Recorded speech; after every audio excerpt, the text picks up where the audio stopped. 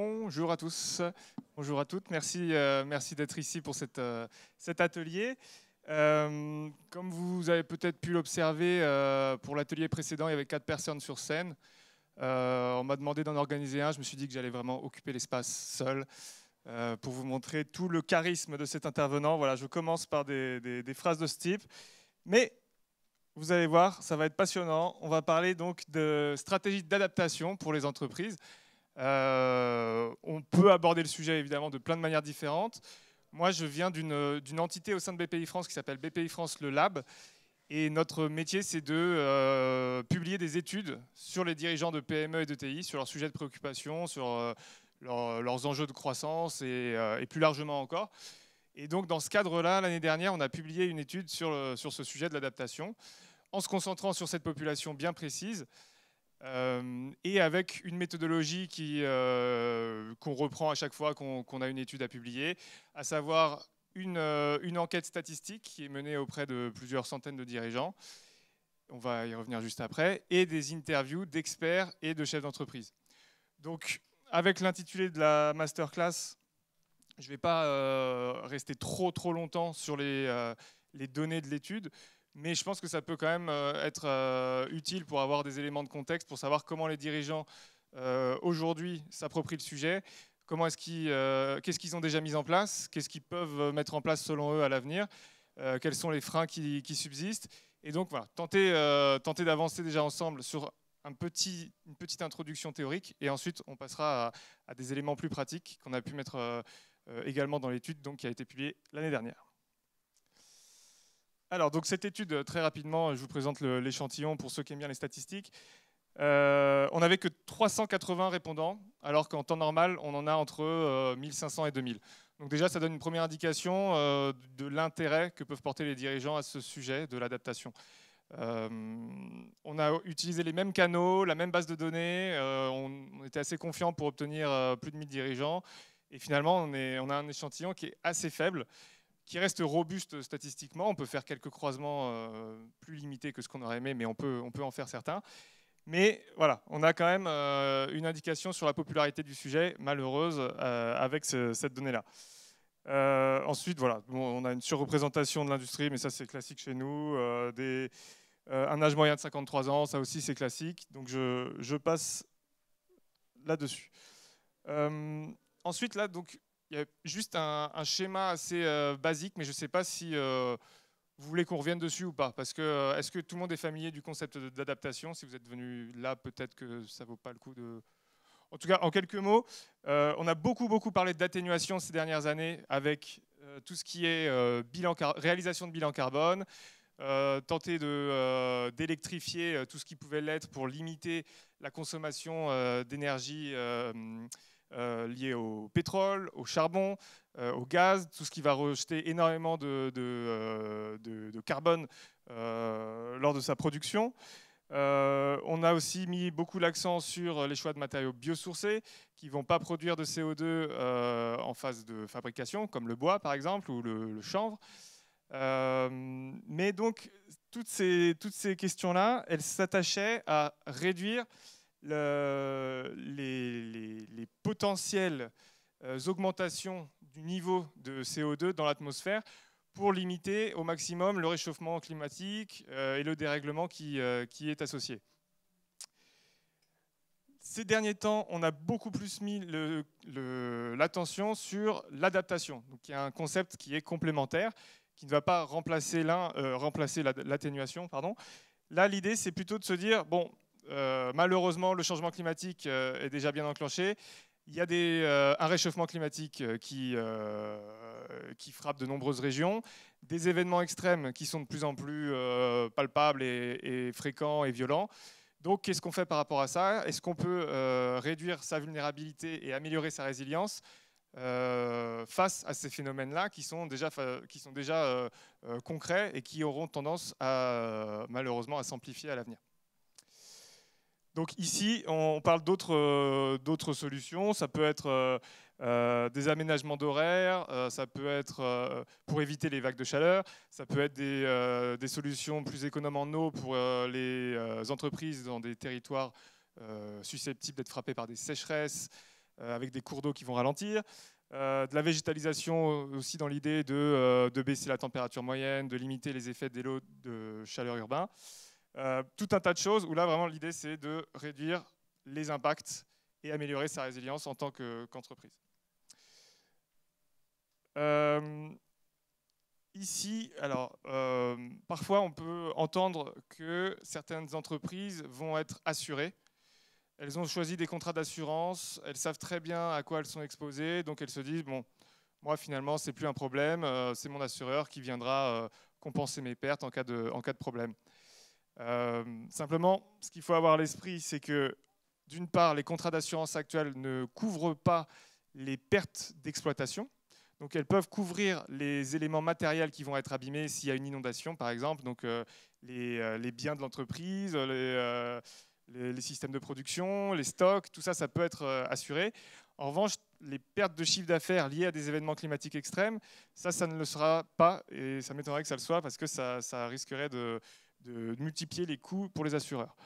Autre élément à avoir à l'esprit quand on parle de l'assurance comme d'une solution miracle, c'est aussi que les assureurs doivent faire face à un bouleversement de leur modèle. Parce que, comme vous le voyez là, il y a des sinistres qui sont toujours plus nombreux, toujours plus chers pour les assureurs. Et donc, ça remet en cause tout un business model. En France, on a comment on appelle ça ? En gros, le régime des catastrophes naturelles, il s'applique dès lors qu'on a un maire qui en fait la demande à la suite d'un aléa climatique qui s'est avéré néfaste pour un territoire. S'il remplit certaines conditions, on peut obtenir des dédommagements de la part d'un système solidaire national. Ce régime de catastrophe naturelle, il est largement financé par une surtaxe sur les contrats d'assurance aux biens que les particuliers, les entreprises se payent. Et donc, finalement, c'était de plus en plus déséquilibré au fil des années du fait de l'augmentation du coût des sinistres. Donc on a déjà augmenté l'année dernière cette surtaxe pour financer le système solidaire des catastrophes naturelles. Mais il y a déjà des experts qui disent que ça ne sera pas suffisant, qu'il faudra le réaugmenter. Et donc ça pose la question de la pérennité de ce système-là.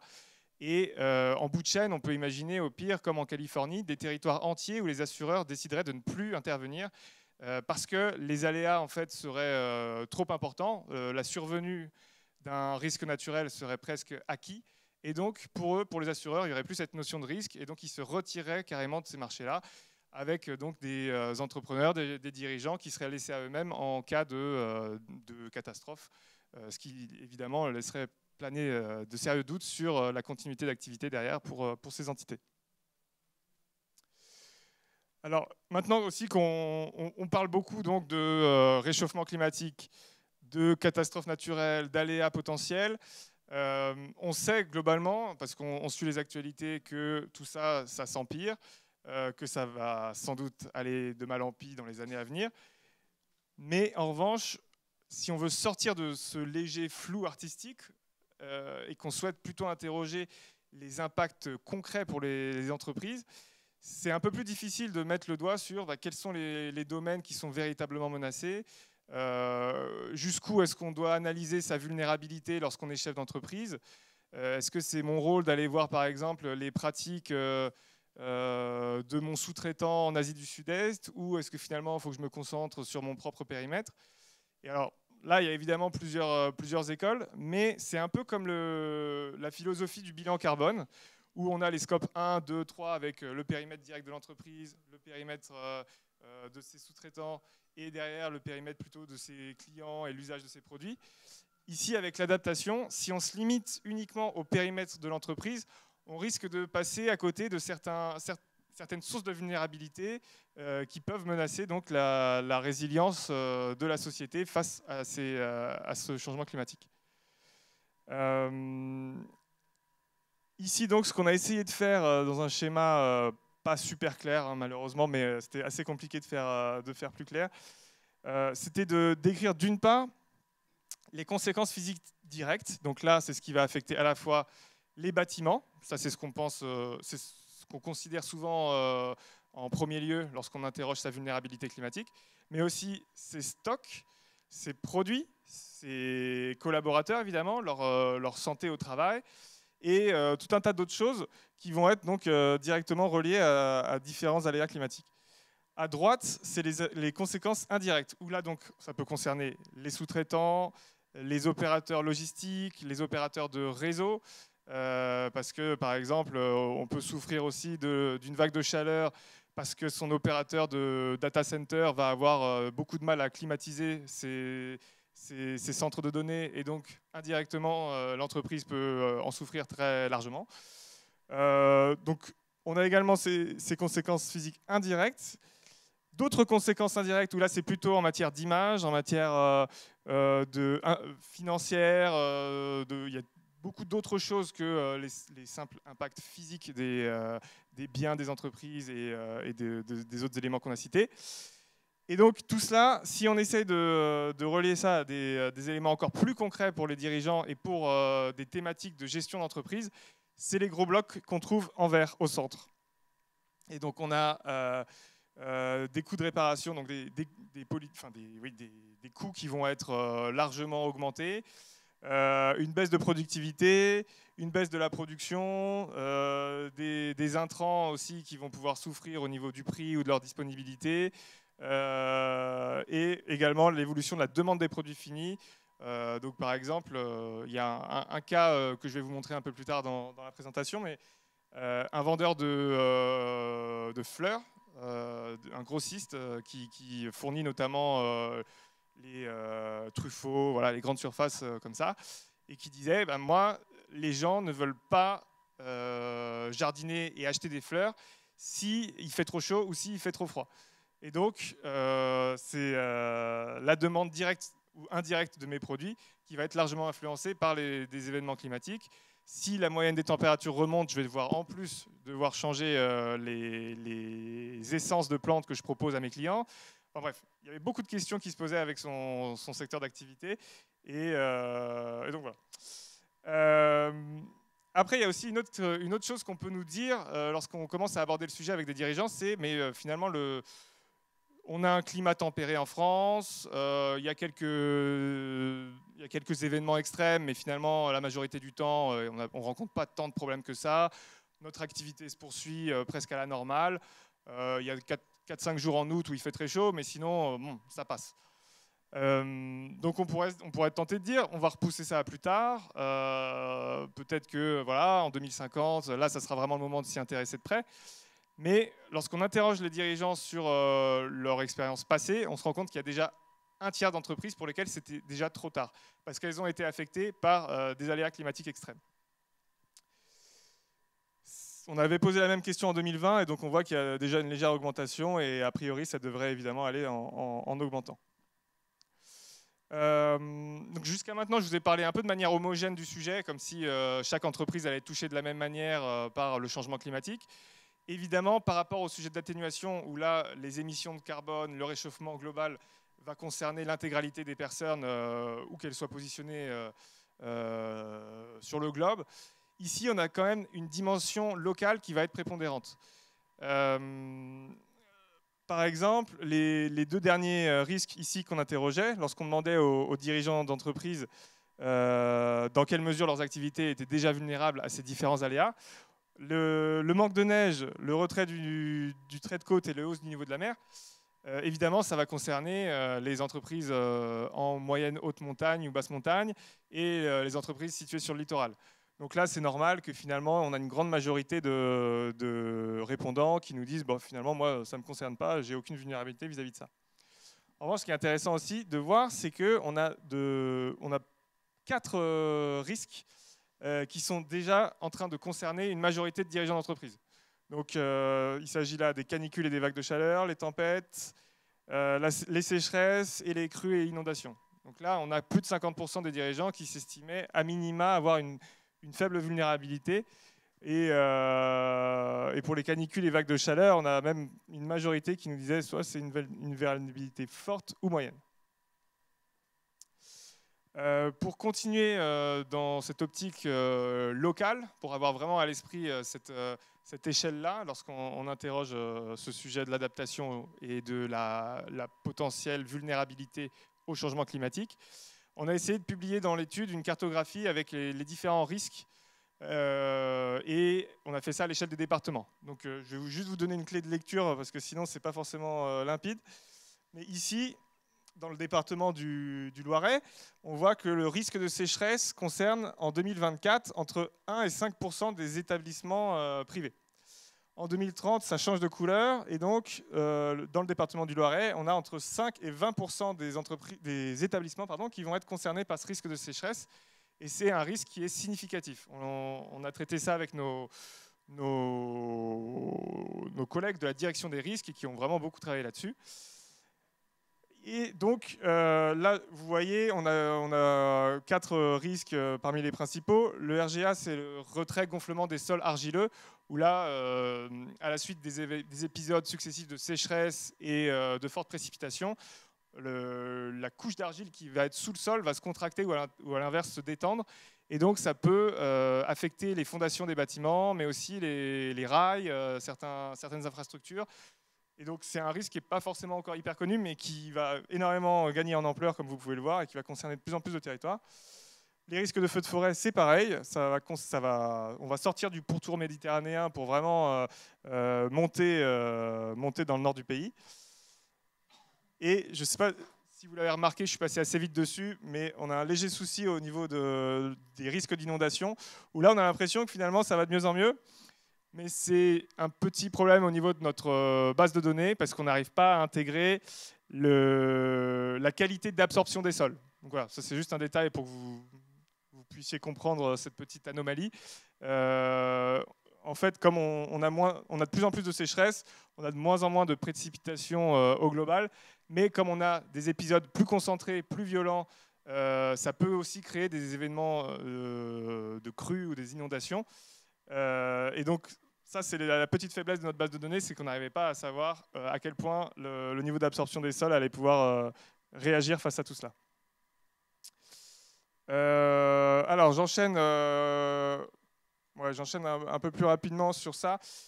Donc, ici, les dirigeants qu'on a interrogés, on leur demandait si c'était déjà un sujet prioritaire pour eux, si c'était vraiment quelque chose de stratégique à leurs yeux, sur lequel ils comptaient agir, ou s'ils avaient déjà agi sur le sujet. Ce qu'on observe, c'est que on a une petite majorité des dirigeants qui disent que c'est important, que c'est un sujet qu'ils ont déjà identifié et ils savent qu'ils vont devoir plancher dessus.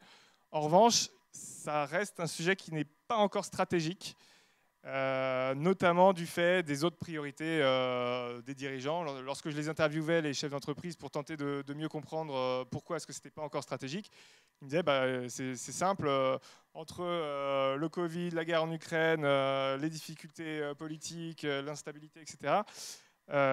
Si je ne me concentre pas sur mon volume d'affaires, mes ventes et mon niveau de marge, c'est très compliqué en ce moment, donc je n'ai pas la bande passante pour m'attaquer à des sujets d'envergure à plus long terme comme celui-là. Donc même si c'est déjà identifié, c'est encore difficile de passer à l'action pour ces chefs d'entreprise, malheureusement. Et ce qu'on voit dans le graphique du bas, c'est qu'on a des actions qui ont été menées ponctuellement déjà, pour un tiers des dirigeants. En revanche, la structuration de cette démarche-là, avec la mise en place d'une stratégie, d'un plan d'action bien formalisé, ça concerne qu'un dirigeant sur 10. Donc on voit qu'il y a encore des marges de progrès dans ce domaine-là, notamment pour vraiment avoir une démarche le plus global possible pour éviter de passer sous silence ou d'oublier certains risques qui vont nous concerner directement ou qui vont concerner notre périmètre élargi, nos fournisseurs, nos transporteurs et nos clients éventuellement. Ici, ça c'est une slide aussi qui m'avait beaucoup plu au moment de décortiquer les résultats. On comprend ici pourquoi les dirigeants aussi ne s'attaquent pas de front au sujet d'emblée. On comprend que pour eux, il y a un horizon qui est beaucoup plus lointain. Lorsqu'on leur demande on leur demande globalement à quel point votre entreprise vous semble-t-elle exposée aux aléas climatiques à ces différentes dates, et on leur proposait de répondre sur une échelle de 0 à 5. Donc exposition faible, c'est ceux qui ont répondu de 0 à 1, moyenne de 2 à 3 et forte de 4 à 5. Et comme vous le voyez, il y a un basculement qui est très visible, très, très clair pour la lecture des données. C'est vraiment un coup de main sympa de leur part. Aujourd'hui, on a une très forte majorité des dirigeants qui s'estiment faiblement exposés. En 2030, petit à petit, le curseur augmente, on arrive à une exposition moyenne qui domine. Et en 2050, c'est le basculement, donc, avec une exposition forte qui va concerner une entreprise sur deux, selon les réponses de ces chefs d'entreprise. Donc, malheureusement, s'il n'y a pas d'action enclenchée tout de suite, c'est aussi peut-être parce que certains dirigeants pensent que c'est le sujet de la prochaine génération, s'ils comptent passer le flambeau prochainement. Si ils ne s'imaginent pas tenir jusqu'en 2050 personnellement à la tête de leur entreprise, ils vont se dire que c'est la prochaine équipe dirigeante qui va devoir s'atteler à gérer tout ça. Et donc ça explique aussi en partie pourquoi il y a une certaine comment dire ça, un certain effet de on repousse le sujet et ça sera pour plus tard. Désolé, j'ai très mal formulé la chose, mais vous avez l'idée. Ici, on avait également une question qui était assez utile pour comprendre au mieux les pratiques des dirigeants. On leur demandait s'ils avaient déjà mis en place ces mesures-là. Donc on en avait listé un certain nombre. Et là, pas de bol, le tout premier en haut de la liste, en tête de peloton, c'est quelque chose qui fait plutôt polémique, l'installation de la climatisation dans les bureaux et les bâtiments. Donc c'est sûr que c'est assez efficace pour refroidir l'atmosphère et améliorer la productivité des employés parce qu'on va pouvoir travailler dans de meilleures conditions et éviter de se plaindre de la chaleur auprès de son collègue toute la journée. Sans compter les déboires de santé de certains, parce que là j'en rigole, mais pour certains ça peut vraiment être gravissime. Mais en revanche, ce qu'on ne prend pas en compte ici, ce qu'on n'interroge pas là, c'est évidemment les effets néfastes, ce qu'on associe donc à la maladaptation, à savoir donc des solutions qui peuvent permettre d'améliorer les conditions de travail, d'adapter l'entreprise au changement climatique et aux remontées des niveaux de chaleur généraux. En revanche, c'est sans prendre en compte donc les émissions carbone qui sont associées à cette solution-là. Donc là, installation de la climatisation, ça veut dire produire davantage d'énergie pour faire fonctionner ces climatiseurs. Ça veut dire également créer un effet un îlot de chaleur urbain autour des bâtiments, parce que les climatisations vont rejeter l'air chaud à l'extérieur du bâtiment, mais c'est souvent dans des environnements urbains où la chaleur est déjà contenue par le béton. Tout ça réuni, ça va vraiment aggraver la température locale. Donc voilà, il y a un sujet au niveau de cette climatisation et de cette solution qui est loin d'être une solution miracle. Ce qui est positif en revanche, c'est de voir qu'on a quatre autres éléments qui ont adopté une majorité de suffrage. Donc il y a plus de 50% des chefs d'entreprise qui ont déjà mis en place ces solutions-là au sein de leurs établissements. Et par contre, la mauvaise nouvelle, c'est de voir que les deux éléments qui sont les plus recommandés par les experts du sujet, à savoir le diagnostic de vulnérabilité de l'entreprise et de sa chaîne de valeur, ainsi que l'analyse des projections climatiques à horizon 2030 et 2050 pour anticiper les vulnérabilités futures, c'est ce qui a été le moins pratiqué par les chefs d'entreprise interrogés. Donc, c'est malheureux, mais ça se comprend aussi parce que c'est des éléments de méthodologie assez nouveaux. Il n'y a pas encore, comme pour le bilan carbone, une méthodologie qui fait référence et dont on peut s'emparer pour ensuite lancer la chose avec 2-3 experts. Il y a des choses qui se mettent de plus en plus en place. Il y a des bonnes pratiques qui sont toujours plus référencées, avec notamment des échelles de coûts, des échelles de temporalité de mise en œuvre. En revanche, voilà, c'est pas encore aussi fluide que pour un bilan carbone, et donc on avance un peu plus lentement dans ce domaine-là. Juste un mot pour l'analyse des projections, j'en ai pas parlé tout à l'heure, mais c'est aussi quelque chose qui est essentiel pour ne pas analyser le futur en fonction des catastrophes passées. Parce que le dirigeant qui va s'estimer à l'abri d'une inondation parce que son entreprise, qui est pourtant en zone inondable, n'a jamais été affectée, en réalité, il s'appuie sur un historique, sur voilà, des années d'expérience, mais qui ne prédisent en rien l'avenir en vue du changement climatique et de l'accélération de certains phénomènes et de l'amplification d'autres phénomènes encore. Donc c'est assez facile en plus de le faire parce qu'il y a des outils gratuits et faciles d'accès offerts par Météo France qui permettent d'interroger à des échelles géographiques très précises l'évolution de certains phénomènes météorologiques. Donc est-ce que telle zone sera inondable en 2050 ? Est-ce que la température moyenne va augmenter dans telle zone et si oui, de combien de degrés? Tout ça, on peut le faire avec des éléments qui sont en bibliographie de l'étude et en annexe de cette présentation-là, si jamais ça vous intéresse. Deux dernières choses aussi que je voulais vous présenter tirées de l'étude. On s'est demandé qu'est-ce qui pouvait favoriser le passage à l'action effective des chefs d'entreprise. Donc s'ils sont convaincus qu'il faut faire quelque chose, qu'il est nécessaire désormais d'agir, qu'il y a des bonnes solutions autour d'eux qui ont fait leurs preuves et qui souhaiteraient les mettre en place, qu'est-ce qui va véritablement les inciter à franchir le pas et à mettre tout ça en action? Alors, il y avait deux éléments qui ressortaient. D'une part, la conviction personnelle. Ça, c'est récurrent lorsqu'on aborde les sujets écologiques.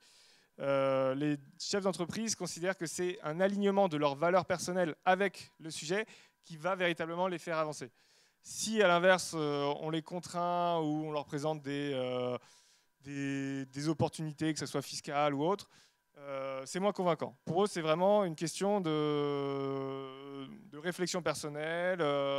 Est-ce qu'on embrasse ou pas le sujet et donc ça, c'est assez récurrent, que ce soit pour des actions en matière d'adaptation ou en matière d'atténuation. La conviction, c'est vraiment quelque chose qui apparaît comme un levier décisif d'action. L'autre chose sur laquelle je souhaitais mettre l'accent, c'est les différents échanges avec les parties prenantes de l'entreprise. Ici, on a pu voir que les dirigeants qui avaient échangé avec leurs collaborateurs sur le sujet, avec leurs partenaires bancaires ou avec leurs donneurs d'ordre, ils étaient très largement surreprésentés parmi les dirigeants qui avaient déjà une stratégie et qui avaient déjà mis en place des actions ponctuelles sur le sujet. Et à l'inverse, ceux qui n'avaient jamais échangé sur le sujet étaient surreprésentés parmi ceux qui n'avaient vraiment pas encore mis grand-chose en place. Et donc là, ça peut apparaître logique. Si on a des collaborateurs qui viennent se plaindre parce que c'est insupportable de travailler dans un atelier avec tant de chaleur, oui, c'est vrai que là, on va mettre les bouchées doubles pour avancer sur le sujet. Idem, quand un donneur d'ordre vous met un petit coup de pression parce que il réfléchit à sa propre politique d'adaptation et qu'il a déjà remarqué que lorsqu'il faisait chaud, vous étiez un peu moins réactif dans vos livraisons. Là aussi, on comprend qu'il y a un sujet assez déterminant et qu'il faut s'en occuper. Après, donc, toutes ces données-là, il ne faut évidemment pas que ce soit des constats hors sol. On sait très bien que les dirigeants d'entreprise n'ont pas que ce sujet-là à traiter et qu'ils ont beaucoup d'autres enjeux qui leur tombent dessus en permanence, que ce soit la gestion des urgences au quotidien, mais aussi des éléments de stratégie financière, commerciale, de communication, de recrutement, et j'en passe. Donc on a tenté de voir qu'est-ce qui étaient les principaux freins à leurs yeux et qui les empêchaient de vraiment s'activer en matière d'adaptation au changement climatique. Le manque de ressources financières, c'est ce qui était le plus souvent cité, le manque de temps aussi, et le manque de méthodologie de référence. Pour les deux premiers, c'est un grand classique lorsqu'on interroge les chefs d'entreprise au niveau des PME, des ETI, sur leurs freins, quel que soit le sujet à vrai dire, le manque de temps et le manque de moyens financiers, c'est ce qui revient. Le manque de méthodologie, donc on en a un peu parlé, ça c'est plus spécifique à ce sujet-là. Et le manque de compétences, c'est un peu moins dérangeant à leurs yeux. Donc à voir si c'est parce qu'ils ont plutôt une bonne connaissance de ces sujets selon leur propre estimation, ou s'ils ont déjà un responsable RSE dans le meilleur des cas. Voilà, en tout cas, c'est moins un frein à leurs yeux. Donc ces difficultés-là, évidemment, il faut les entendre. Par contre, ce qui est très dommage, c'est le sujet du graphique du bas, où là, on leur demandait s'ils étaient aussi au courant des différents dispositifs d'accompagnement et d'aide qui pouvaient justement aider ces chefs d'entreprise à surmonter les difficultés qu'on a isolées un peu au-dessus. Et là, on a une majorité de dirigeants qui ne sont pas au courant de ces dispositifs d'aide. Et donc, c'est dommage parce que ça concerne à la fois des subventions. Au niveau financier, ça peut venir rééquilibrer certaines équations au moment d'interroger le rapport coût-bénéfice d'un investissement. Mais c'est aussi des experts qui peuvent se déplacer et apporter du conseil au sein des entreprises, qui ne vont pas forcément être armés de spécialistes de ces sujets-là. Donc il y a BPI France notamment qui peut travailler là-dessus, mais il y a aussi l'ADEME, l'Agence de l'eau, il y a tout un tas d'organismes qui peuvent offrir des choses. Et donc là aussi, en annexe, on a une liste des différents dispositifs, si jamais ça vous intéresse. Mais voilà, notre objectif, c'est aussi d'aller parler au maximum d'entreprises, de dirigeants, pour que ces éléments-là soient de mieux en mieux connus de leur part. Alors, maintenant, si on rentre vraiment dans le concret, donc là, j'ai mis un peu de temps à y arriver, je vous prie de m'en excuser, mais on a ici donc une tentative de méthodologie qui s'adresse cette fois-ci plus aux chefs d'entreprise. Donc, on imaginait un chef d'entreprise dans une PME qui n'a pas forcément une équipe dédiée au risque, qui n'a pas forcément un risque manager, des spécialistes de ces sujets-là. Et donc, on a essayé d'élaborer une méthode qui pouvait être à la fois utile, assez complète et pas trop compliquée ou qui n'allait pas demander trop de temps. Alors, donc la première chose qu'on encourage les dirigeants à faire, c'est d'identifier les chaînons clés, les process clés de leur entreprise sans lesquels leur société ne pourrait plus fonctionner. Donc ça peut renvoyer à tout un tas de choses différentes. Ça peut être une livraison de matières premières, ça peut être l'accès à une boutique pour les employés, les commerçants. Ça peut être aussi un stockage de produits clés, le fonctionnement de machines, tout un tas de choses. Vraiment des petits éléments qu'on peut isoler et sur lesquels ensuite on peut s'interroger à la fois en matière géographique et en matière donc de gravité si jamais ces éléments-là venaient à être affectés par un aléa.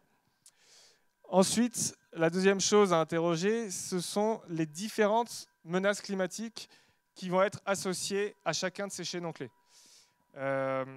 Donc là, l'idéal, évidemment, c'est d'être exhaustif et d'aller prendre tous ces chaînons clés et d'aller interroger tous les risques climatiques qui pourraient les menacer d'une manière ou d'une autre. Évidemment, c'est très long, donc là, il faut faire appel à son bon sens et sélectionner les risques prioritaires, ceux qui représentent des menaces spécifiquement graves potentiellement. Et donc, ça peut être à la fois des risques climatiques chroniques, la hausse des températures moyennes, la baisse des précipitations, la baisse de l'enneigement, mais ça peut être aussi des risques climatiques extrêmes, comme les canicules, les inondations, les feux de forêt, les sécheresses, etc. Donc là, l'idée, c'est vraiment de tenter de voir si on a une matrice qui peut se dégager avec les risques, avec les chaînons clés de l'entreprise qui vont être affectés par tel ou tel risque. Donc l'idée, c'est vraiment d'identifier un périmètre d'action et de réflexion pour le chef d'entreprise, que ce soit donc au sein du périmètre direct de l'entreprise ou ne pas oublier d'élargir avec ses sous-traitants, ses clients, ce périmètre élargi dont on a parlé un peu tout à l'heure. Après, ici, ça reprend donc une représentation assez classique en matière de gestion des risques. Donc, si jamais vous avez déjà travaillé sur ce sujet-là, vous devez connaître ces quatre grands blocs stratégiques. Mais là, par exemple, si on prend, pour illustrer ces quatre éléments-là, l'exemple donc d'une entreprise qui serait située en bord de mer, avec la hausse du niveau de la mer qui menace l'intégrité donc de ce bâtiment-là, si en cas de marée haute, parce que le niveau des marées va augmenter, par exemple, on est dans le marais Poitevin, imaginons, et donc l'entreprise va être concernée en premier lieu par ce phénomène de montée des eaux. Il a la possibilité d'accepter la chose. Donc là, il se dit, bon, bah, écoutez, tant pis, ce bâtiment-là est perdu. Il va se faire il va se faire balayer par les flots 2 fois par jour, c'est son destin, je l'abandonne et puis on va se réinstaller autre part. Il peut chercher à réduire ce risque. Donc là, ça peut être à la fois donc c'est pas forcément une politique très recommandée, mais il y a des collectivités qui peuvent produire des digues, tenter de limiter les effets des marées, qui peuvent aussi travailler sur la végétalisation pour limiter le mouvement de la marée. Il y a certaines solutions spécifiques qui peuvent être envisagées pour faire en sorte que le bâtiment soit moins menacé par ce risque de montée des eaux. L'évitement, ça serait de... donc là, on décide d'ouvrir une succursale, un autre établissement quelque peu reculé dans les terres pour éviter justement donc, le problème de ces inondations fréquentes. Ou le transfert. Et donc là, c'est plutôt l'idée d'assurer ses biens. Mais comme on l'a vu, ce n'est pas forcément pertinent dans tous les cas de figure avec le modèle des assurances qui peut être fortement affecté par le changement climatique. Ici, donc, on s'est plutôt concentré sur les dirigeants qui voulaient prendre le problème à bras-le-corps, qui ne voulaient pas abandonner leur bâtiment et donc qui voulaient rechercher des solutions pour mieux contrôler les risques ou même, dans le meilleur des cas, pour transformer ces risques-là en opportunités. Donc là, ça va plutôt toucher aux évolutions de modèles d'affaires, avec le développement de nouveaux produits, la mise en place de nouveaux circuits d'approvisionnement en faisant appel aux circuits courts ou à la visée de nouvelles clientèles. Ici, donc, ce qu'on a essayé de faire très modestement, c'est de lister à droite certaines pratiques que les dirigeants ont pu déjà mettre en place dans leur périmètre propre. Il faut à chaque fois, évidemment, interroger ces pratiques en fonction du contexte de chaque entreprise, un contexte qui est géographique d'une part, financier d'autre part. Mais voilà, ça peut aider quand même des dirigeants qui démarrent d'une feuille blanche et qui souhaitent savoir quelles sont les grandes solutions qui peuvent être mises en place pour des risques de forte chaleur, d'inondation, de sécheresse. Il y a des documents de l'ADEME qui vont beaucoup plus loin. Là, c'est vraiment très modeste ici. Mais il y a des registres avec des solutions concrètes qui sont proposées. Donc c'est pareil, si jamais ça vous intéresse, je vous invite à aller les consulter parce que c'est très concret, très complet et ça peut vraiment aider à structurer sa réflexion. Autrement, ce qu'on mettait aussi en avant, c'était de gérer la chose comme un projet classique.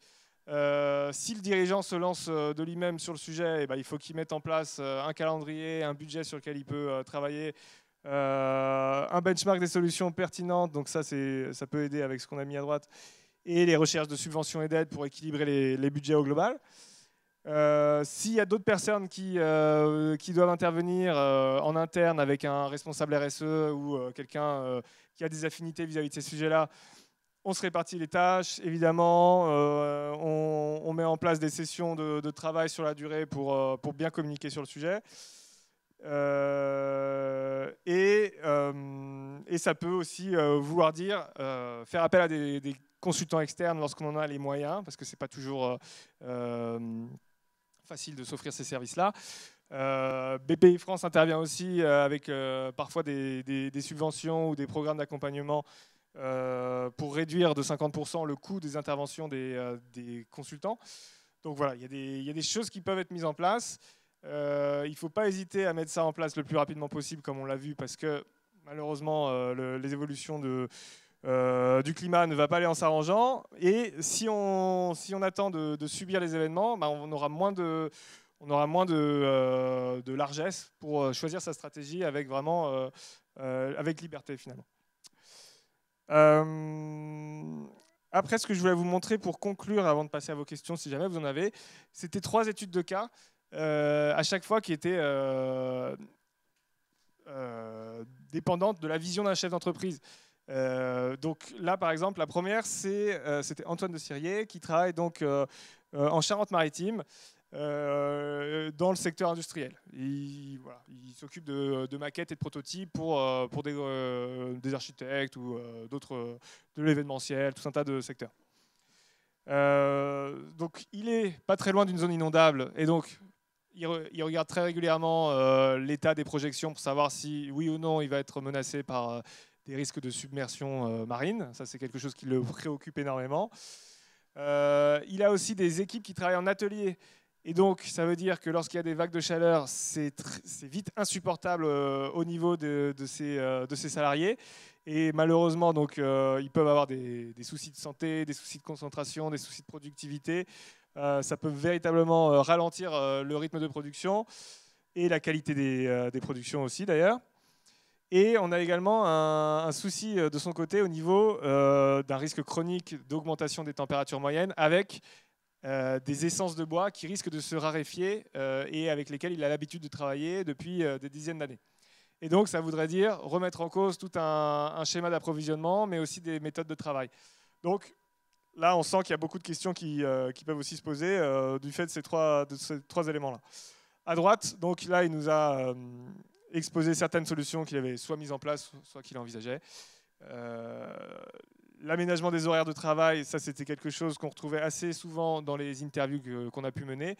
Donc les débuts de journée, par exemple dès 5 heures, avec une fin de journée vers 13 heures, pour limiter le plus possible les fortes chaleurs de l'après-midi. C'est pas forcément simple de mettre ça en place parce que pour les équipes, ça demande un décalage dans les horaires et un inconfort par rapport à sa vie personnelle. Mais s'il y a un accord qui peut être trouvé, ça peut largement faciliter les choses. Il avait investi dans un système de traitement de l'air pour améliorer le confort intérieur parce que ça refroidissait en même temps que ça ventilait. Et c'était quelque chose qui était très apprécié évidemment des salariés.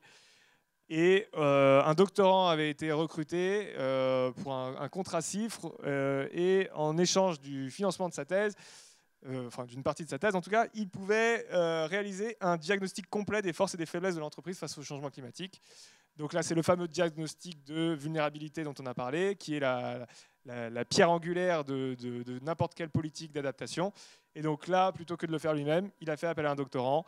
Et il en était très content. Il a fait ça très bien, de manière vraiment exhaustive. Ensuite, deuxième exemple que je voulais mettre en avant, une responsable d'un hôtel-restaurant. Donc là, c'était une petite PME d'une vingtaine de collaborateurs. Eux, ce qui les tracassait, c'était... Alors, ils sont situés en Moselle, à l'entrée du parc naturel des Vosges. Voilà. Je n'ai pas eu l'occasion de leur rendre visite malheureusement, mais en tout cas, ils avaient un climat qui n'était pas soumis à des fortes chaleurs traditionnellement. Ils pouvaient même bénéficier d'un certain enneigement, parce qu'on est là, on est vraiment en moyenne montagne.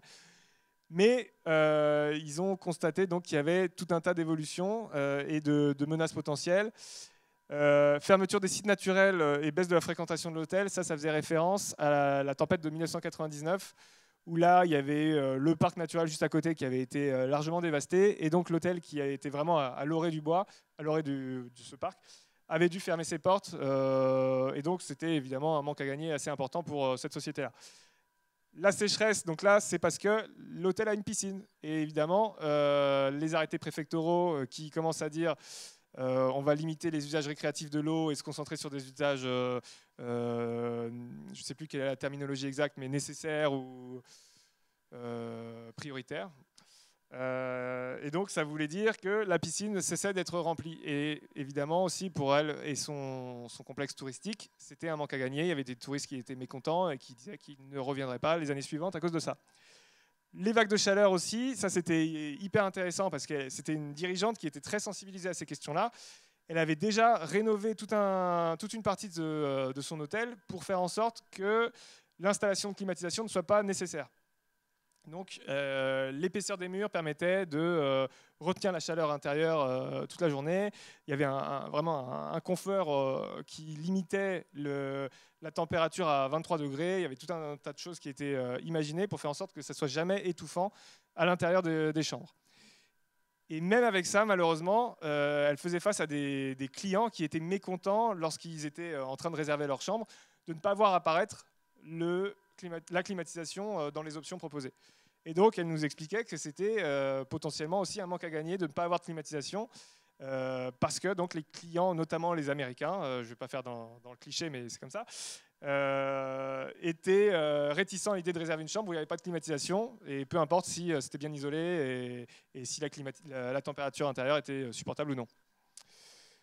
Et enfin, donc, la baisse de l'enneigement, j'en ai peut-être rapidement parlé, mais elle organisait des sorties en raquettes, en ski de fond, quand il y avait de la neige suffisante, mais c'était tous les hivers pendant ces 20 premières années à la tête de l'établissement. Et depuis 5 ans, il n'y a pas un flocon de neige qui tombe, ou du moins ça n'accroche pas, il n'y a aucune possibilité d'organiser ces activités historiques. Et donc là aussi, ça remet en question tout un tas de choses au niveau du fonctionnement de son établissement.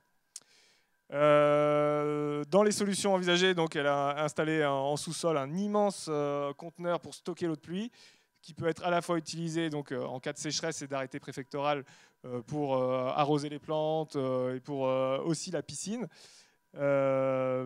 Et autre chose, la rénovation des bâtiments, donc j'en ai parlé, qui avait été déjà largement mise en place, et elle espère que ça soit de mieux en mieux perçu et que ça suffise à remplacer la climatisation, parce que ça lui a arraché le cœur vraiment d'installer ça dans ses chambres, en plus des travaux déjà réalisés. Et donc, dernier exemple concret, c'était donc cette fois-ci Jean-Michel Ranchon, qui est dans le Puy-de-Dôme. Voilà, j'essaie de vous faire un peu voyager aussi avec ces différents exemples. Lui, donc, il est à la tête d'une entreprise dans le négoce végétal, un grossiste fleuriste.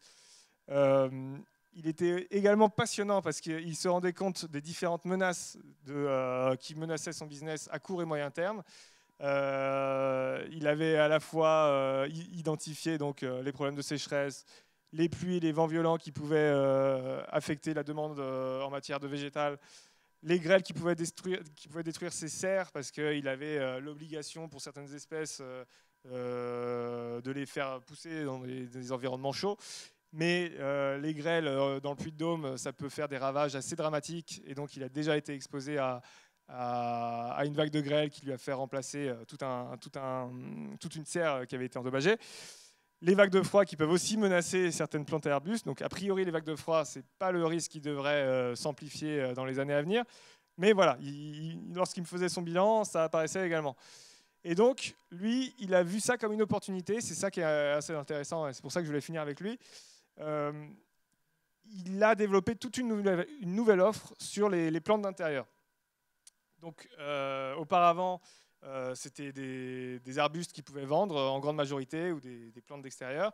Mais il a compris que à la fois les jardiniers pouvaient souffrir du chaud et donc acheter moins de végétaux, que la demande globale pouvait se ralentir. Mais en revanche, il a réétudié ces opportunités, et avec son savoir-faire historique, avec ses fournisseurs et son circuit d'approvisionnement qu'il n'a presque pas à modifier ici, il s'est dit que les plantes d'intérieur, ça allait être quelque chose qui allait exploser, parce qu'on parle de végétalisation dans tous les sens, que c'est un confort supplémentaire, que ce soit esthétique ou thermique. Et donc, il s'est lancé là-dessus à fond, et ça marche très bien. Donc voilà, c'était un exemple que je voulais souligner d'opportunités liées à l'adaptation. Et je conclue là-dessus. Voilà, c'est une conclusion étonnante, mais je vous laisse la parole. Si jamais vous avez des questions, si vous voulez qu'on revienne sur un chiffre, voilà, je suis à votre écoute.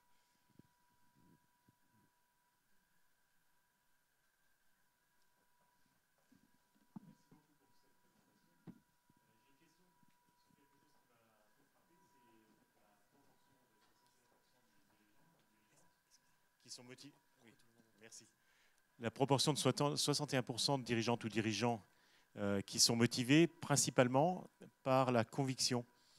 Et en préambule, vous expliquiez aussi que le nombre de réponses avait été bien en deçà de ce que vous vous attendiez. Alors, est-ce que vous avez une idée de la masse des entreprises qui ne se sentent pas concernées? On peut dire que 100% des entreprises vont être impactées à l'horizon 2030-2050. Est-ce que vous avez une idée de la proportion d'entreprises qui n'ont pas cette conviction et qui devraient l'avoir? Alors, j'ai peut-être une donnée qui peut nous aider à voir ça. C'est ici, là vous voyez les deux bandes horizontales du bas.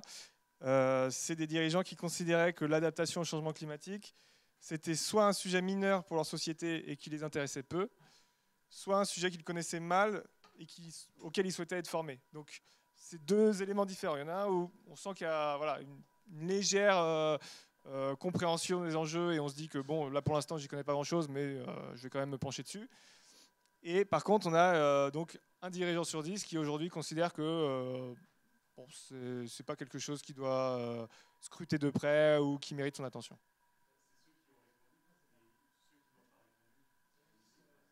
Oui, oui, oui. Alors cela, a priori, il y en a sans doute beaucoup plus parce que déjà, donc du fait que l'échantillon statistique soit faible, ça veut dire qu'on a beaucoup de dirigeants qui ne se sont pas intéressés à la thématique. Et donc, on peut imaginer que les répondants à cette enquête, ce sont déjà ceux qui sont à minima sensibilisés et qui ont une petite appétence au point d'accepter de nous consacrer 10 minutes et répondre à un questionnaire. Donc, potentiellement, c'est des chiffres qui sont moins disants. Enfin, on a sans doute une portion de chefs d'entreprise qui s'estiment peu concernés, encore largement supérieure à celle-ci. Mais c'est difficile, malheureusement, de donner un chiffre là.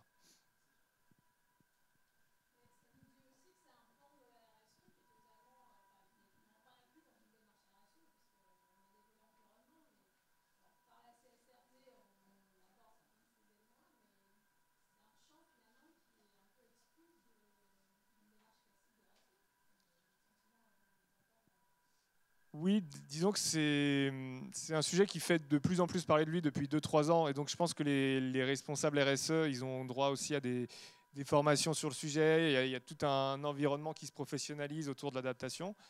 Il y a des grands cabinets de conseil type Carbon 4. On a travaillé aussi en collaboration avec Goodwill Management. Enfin, beaucoup de conseils qui commencent à proposer des prestations spécifiques sur le sujet. Mais pendant longtemps, c'était un peu le parent pauvre. Et donc, oui, lorsqu'on parlait plutôt de RSE en entreprise et du volet écologique, on s'intéressait surtout à l'atténuation. La première étape, c'était souvent le bilan carbone. Et c'était déjà très bien d'arriver à ce stade-là. Mais oui, c'est vrai que pendant longtemps, en tout cas, l'adaptation, ça ne faisait pas beaucoup parler de lui. Peut-être parce qu'on estimait que l'atténuation allait fonctionner et donc qu'on n'allait pas devoir faire face à des dérèglements climatiques majeurs. Mais bon, malheureusement, ça ne prend pas cette tournure-là. Donc peut-être qu'il y a une réorientation aussi du fait de la constatation des échecs relatifs.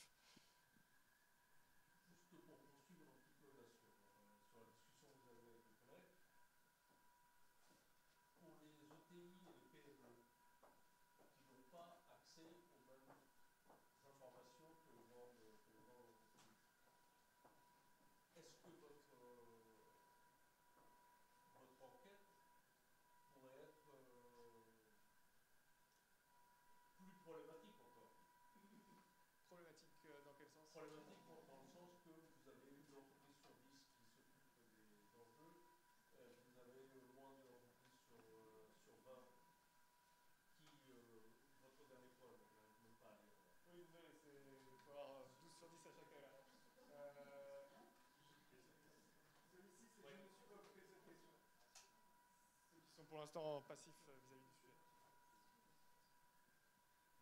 Alors, et donc, pour les PME, ETI, qu'est-ce que ça implique votre enquête?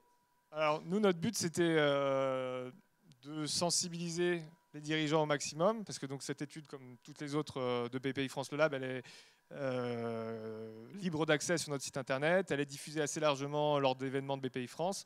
Donc notre volonté, c'est vraiment de toucher des dirigeants d'entreprise et leur expliquer qu'il y a un sujet. On a toute une partie introductive qui explique un peu les fondamentaux de la chose, pourquoi est-ce qu'on devrait s'y intéresser, quels sont les enjeux concrets pour un chef d'entreprise, comment est-ce que ça risque d'évoluer malheureusement.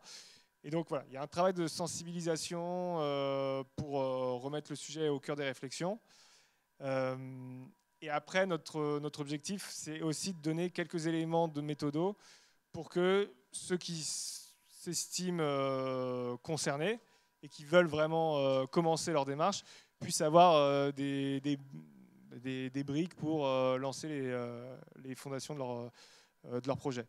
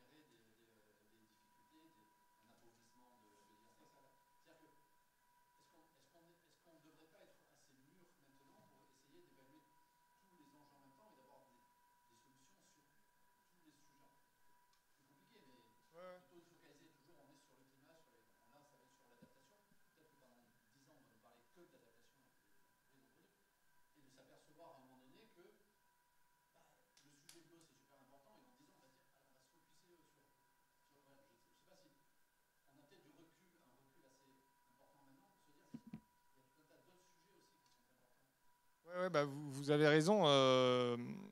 En fait, l'approche systémique, c'est la meilleure à avoir. Après, c'est un peu plus compliqué, donc on n'a pas osé pousser le curseur trop loin avec cette étude-là et prendre en compte les enjeux de biodiversité qui vont être essentiels aussi. Ça, on les aborde. Je crois qu'on les aborde pas une seule fois dans l'étude, alors que c'est évidemment quelque chose qui est intimement lié, et notamment aux solutions qu'on va mettre en place. Comme vous l'avez dit, pour l'eau,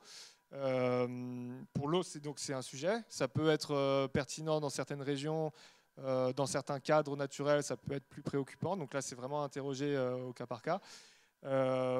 Pareil pour, par exemple, ici, je voulais vous parler de... Ah oui, la peinture des toits en blanc.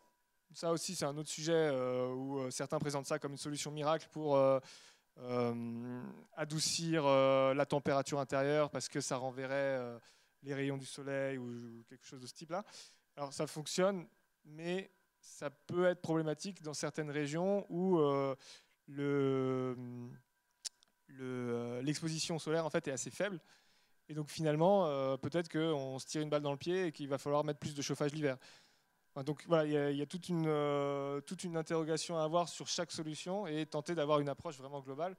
Donc là, mon exemple, il reprend encore des éléments plutôt climatiques, mais le vôtre, par contre, oui, il parle de biodiversité. Et c'est essentiel d'avoir ça à l'esprit lorsqu'on s'engage dans une démarche de ce type-là. Mais bon, on voulait faire au plus simple, donc on n'a pas osé les aborder, mais c'est important que vous le précisez là.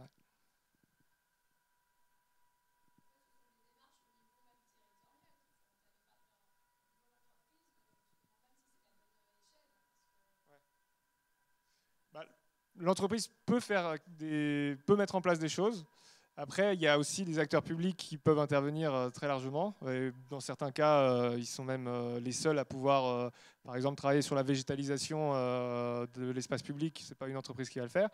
En revanche, végétaliser un parking pour baisser la température ambiante, ça c'est envisageable. Donc, il y a une répartition des rôles en fait qui doit se mettre en place. Mais en fonction des responsabilités de chacun, oui, chacun va avoir son petit périmètre avec, on espère, des synergies quand même si tout le monde s'entend bien.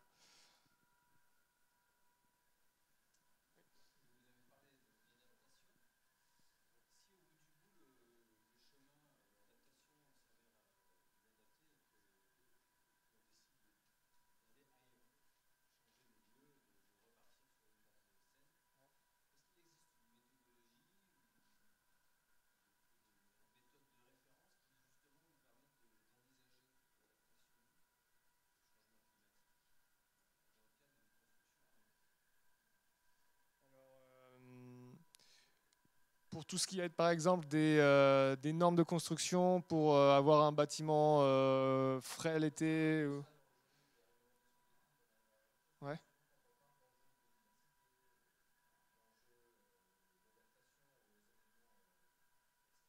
Mhm.